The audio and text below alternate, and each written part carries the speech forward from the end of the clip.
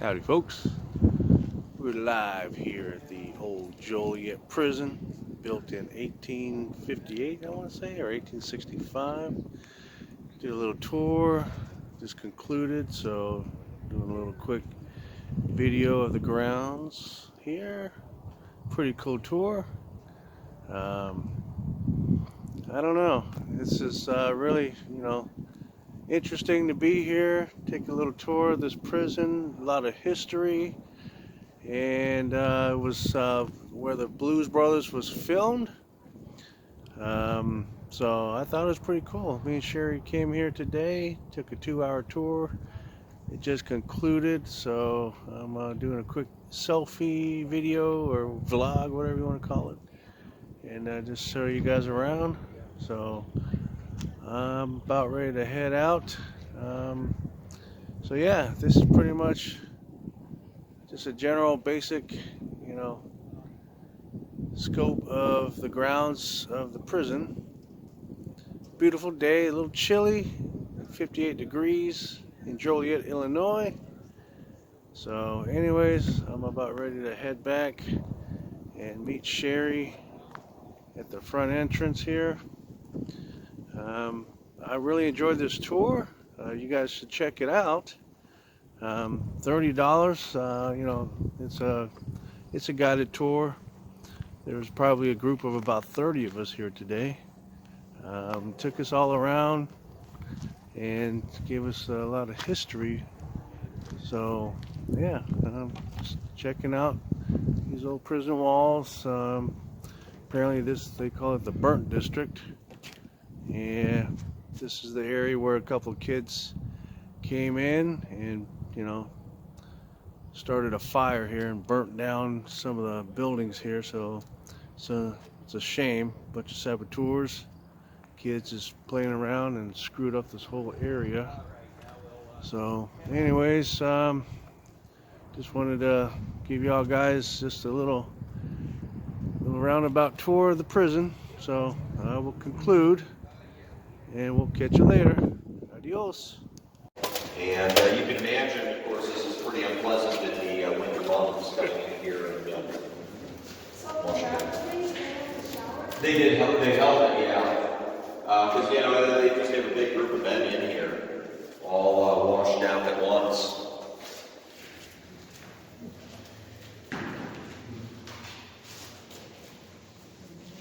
When we're done in here, we'll make our way around and head to Old Joliet.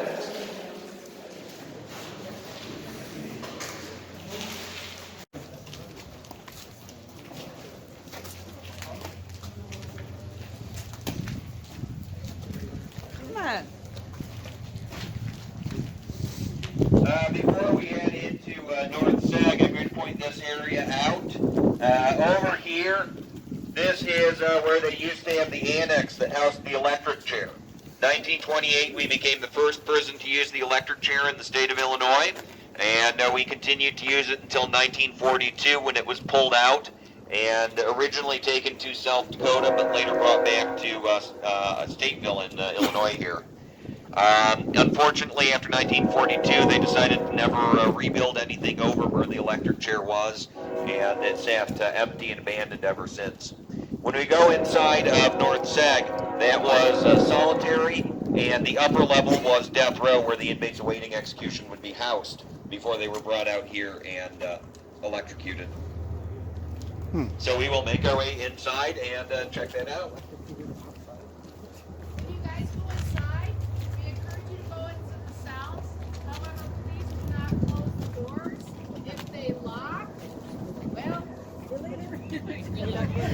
There you go.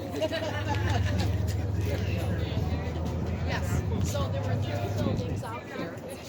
The building that was right here on the bottom chart, bottom portion was the harness shipping department, and the top floor was the electric chair.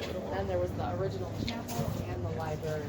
In east and west, they actually used to have electronics to ensure that they could lock the doors, but here I don't think they ever did.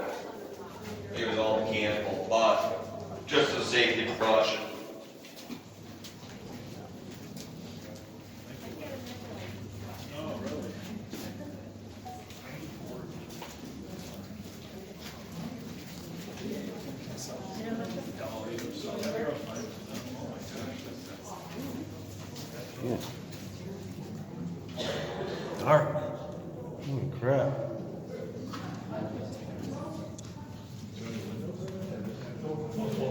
There's the one window, yeah. There's plenty of room.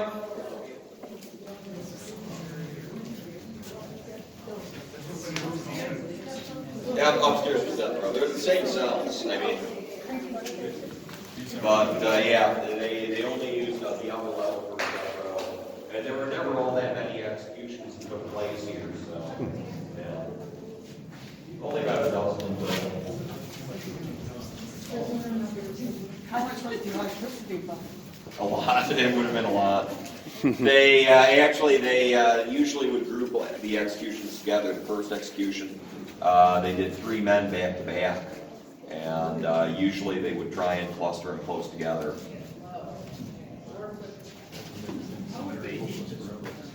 They pumped heated steam throughout it. Actually, they had a coal works plant. They would pump heated steam. Alright, so we are in North Sag. This is solitary. This is where your behavioral cases would be placed. Inmates who are antisocial, defiant, obstinate, would be placed in here as punishment, and they could be here a few months to a year or more. Depending on what they did, they could keep adding to their sentence. So you could be in North Sag indefinitely if you kept acting up. Wow. Now, inmates in here, they are isolated, they are locked in their cell for 23 hours a day. They do not get to socialize or interact with other inmates. They do not get to communicate with anyone. Solitary? Their food is brought to them. They would have a porter who knocks on the door and then opens the chuckle and tosses the food in. He is not allowed to talk to the inmates. When they come out for their 1 hour of exercise, state mandated 1 hour of exercise a day, they are brought out by officers. They're brought out in cuffs, and they are taken to a solitary yard where they work out for 1 hour by themselves. They get showers a couple times a week, but otherwise they are locked in here. They do not get to earn money. They do not get to enroll in GED programs. They do not get to go to services or movie nights. Any of those sorts of things are cut off. This is pretty severe punishment. And this sort of isolation, it is extremely taxing. It is extremely alienating for the men. It will break people. Even people who think they like being alone will eventually break due to this. Would they have had lights in the cells? Yeah, they had a fluorescent light over the doorway, and they, at least in the modern era. And they had plumbing, they had electricity, but they didn't get to control their light or anything like that. That doesn't mean that the person knew they existed, but you could put any name you wanted, although some of them got kind of crazy with that and have an entire folder of names who never showed up. There was one guy in the 90s who claimed Tina Turner was going to visit him, and she never showed up here, as far as I'm aware.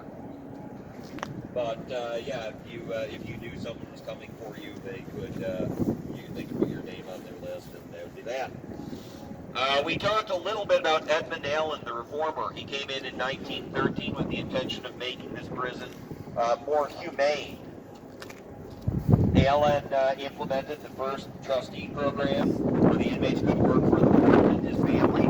He implemented an education program where they could get some schooling, and he even created the first baseball team with the help of the prison chaplain. Now, one evening, a couple years later in 1915, when Edmund Allen was out of town, he left his wife Odette behind, and unfortunately would never see her alive again. The inmate dog walker, a man by the name of Joe Campbell, who was in for manslaughter up in Chicago, reported in and took the family dog outside the wall to walk it on his shift. During that shift, he reported seeing smoke coming from the warden's wife's bedchamber. When the guards kicked down the door, they found the wife dead in her bed with her head plunged in and that set on fire. Campbell was unfortunately the last man to see her alive, and the investigators seized him out. Despite him being one of about a dozen inmates in her bedchamber. Probably not working in his favor, Campbell was an African-American black man in 1950. In addition to ignoring all of the other inmates, the investigators never really looked into any of the guards either. And I decided to settle the score by killing Odette. Unfortunately, we'll never know. For his part, Campbell went to trial and he was convicted. The warden himself did not believe that Campbell was guilty and actually got the aid of Ida Wells to get him representation. Unfortunately, he was convicted and he did get his sentence commuted, but he still died in prison of old age in the 1950s. Now, for his part, Warden Allen tried to bring himself to come back, but couldn't, and would retire within the year, and a couple years later he wound up dying and is now buried next to Odette. Where is... To kind of go full circle and be able to go there to see their tombstones and knowing the history. It's very somber, I guess. It is, yeah. Oh my God! Look at Mama. Really, Mama? Freezing. Yeah, Freezing. they did.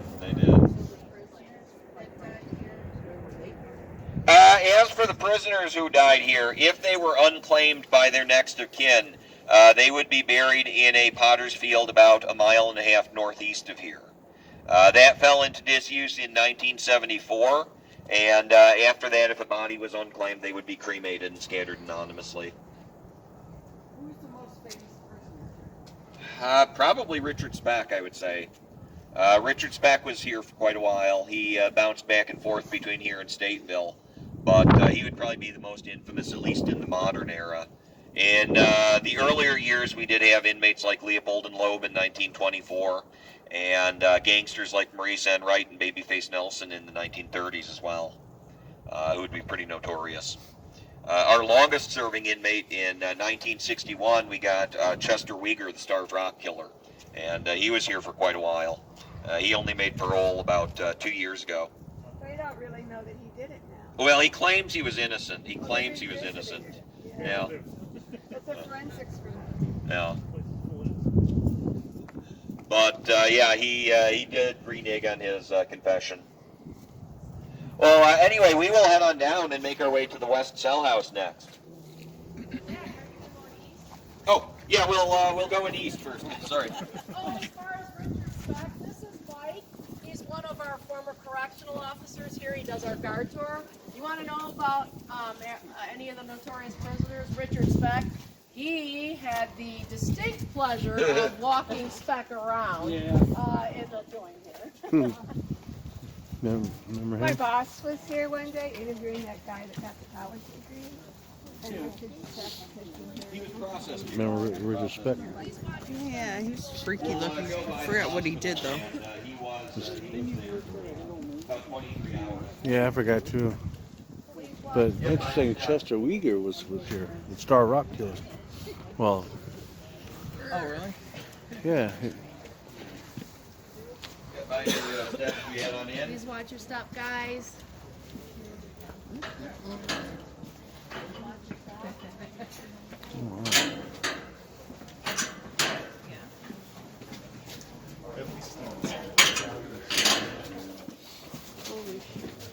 Who's this? Ooh.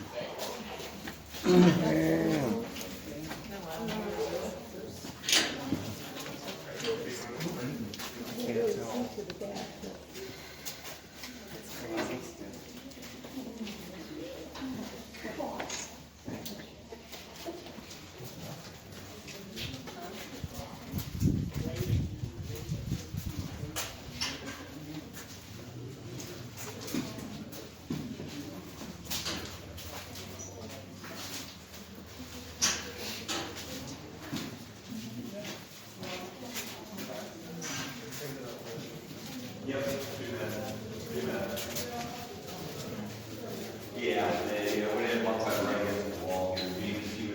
Damn.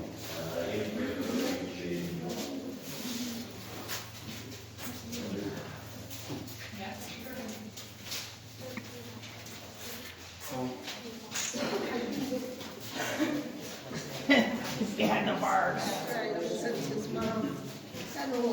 Get used to it, kid.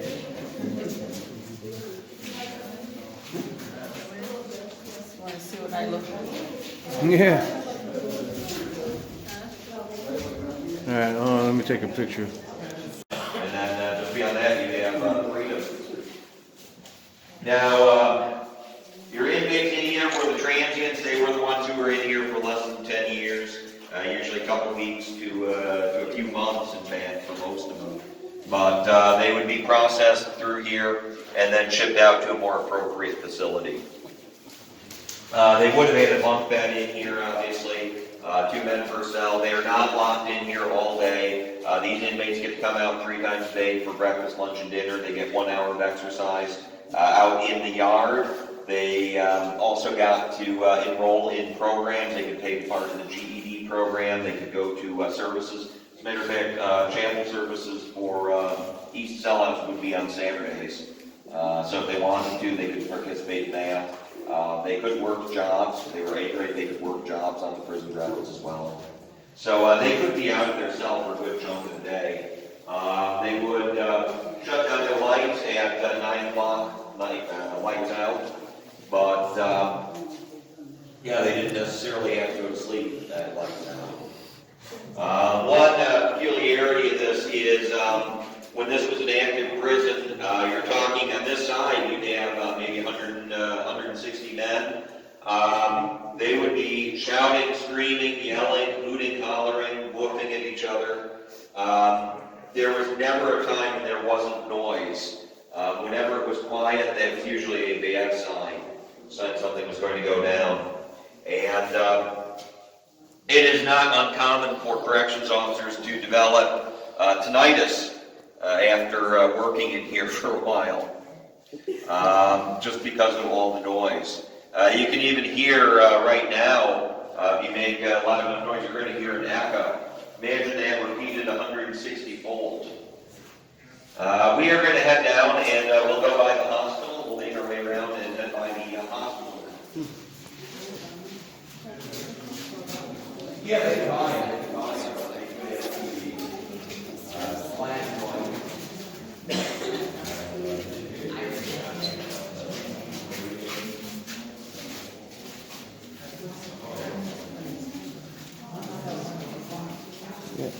Chip pink.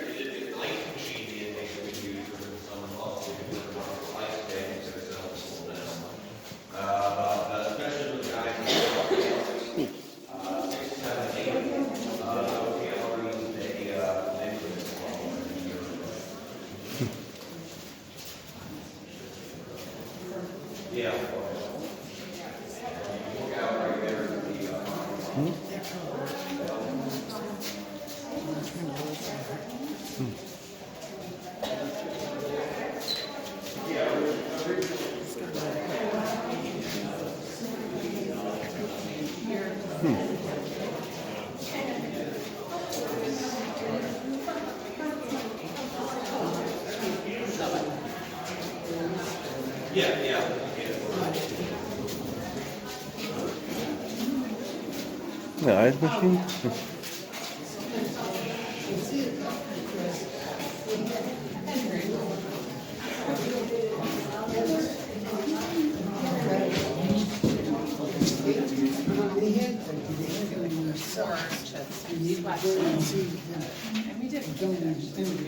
There's another wing on this side.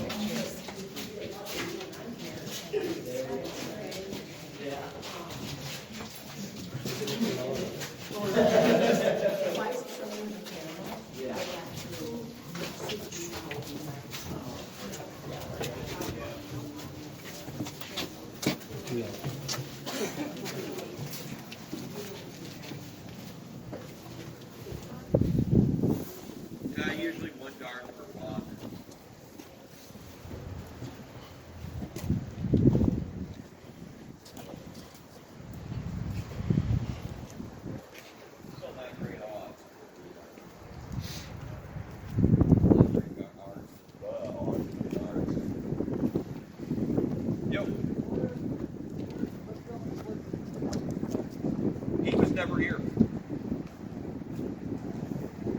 was never here. No, he went down on federal charges. He went to Alcatraz. When he was running from the guy that was here. He was in Joliet, but he was not arrested here. Or he was arrested for gun charges, but he was only overnight. Yeah, He was in jail. He was not in prison. I thought he was. No, he's never been in prison in Joliet that we have any record of. In jail, yeah. Yeah, actually I know that Joliet, they actually got rid of the mugshot when they arrested him on the gun charges. They didn't keep that, and I don't know why that was. All right. About ready to hit the exit here. This is where we came in. So just one little final video, and about ready to walk out this door here. This is one of the main entryways to get into the prison. So anyways, I'm making my way out, and let's see what's it's like walking into freedom. This is it. This is freedom right here, folks. Freedom. Yep, right here. I'm walking out the gates to freedom. All right, we are on State Street. This is the main thoroughfare in Joliet. So, just thought I'd check it out.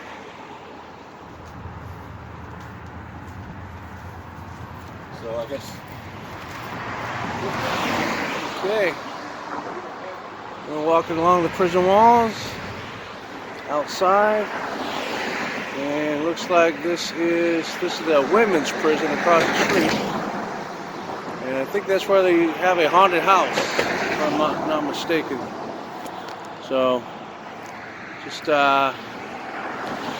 walking my way towards the parking lot.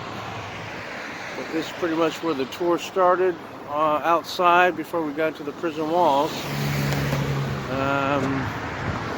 Anyways, pretty much concludes the little walking tour. And I will close for now, and we'll talk to y'all later. Ciao. Alright folks, this is the entrance to the prison. And as you can see, there's a sign. Looks pretty cool. What does it say? Old Joliet Prison. Yep.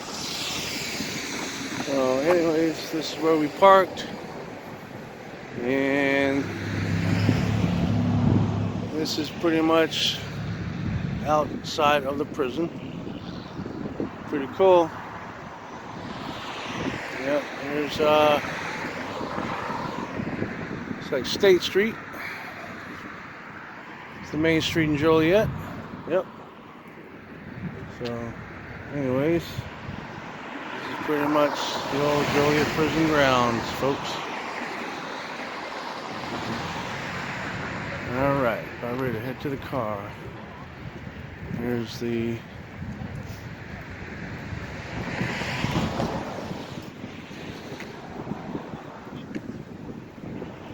there's our car right there. Alright.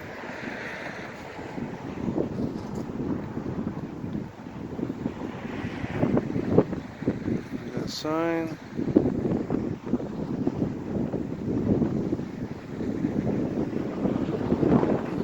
There's the main entrance over there. Sherry's using the bathroom right now, so I'll just meet her in the car. Beautiful. Yep. Of course, I hope you enjoyed it. It was so cool. It's so much to take in. I gathered. Here we are, folks. Here is my car. That's right. Fusion. Alright, so Sherry's in there somewhere, and I think I will conclude this video.